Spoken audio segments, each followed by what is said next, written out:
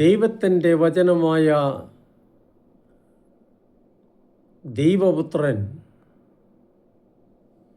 ആയിരക്കണക്കിന് വർഷങ്ങളുടെ കാത്തിരിപ്പിനും തയ്യാറെടുപ്പിനും ശേഷം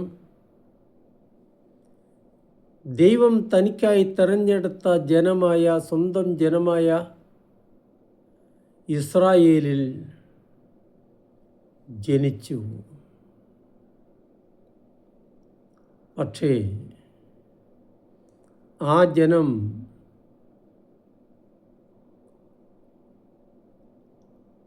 ആ മിശിഹായെ രക്ഷകനെ സ്വീകരിച്ചില്ല. അവിടുത്തെ പഠനങ്ങൾ അവർ തിരസ്കരിച്ചു. ദുഃഖിപ്പിക്കുന്ന ഈ സംഭവത്തെ ഓർമ്മപ്പെടുത്തിക്കൊണ്ടാണ് സുവിശേഷകനായ യോഹന്നാൻ ഇങ്ങനെ രേഖപ്പെടുത്തുന്നത്. അധ്യായം 1 വാക്യം 11. അവൻ സ്വജനത്തിൻ്റെ അടുത്തേക്ക് വന്നു, എന്നാൽ അവർ അവനെ സ്വീകരിച്ചില്ല.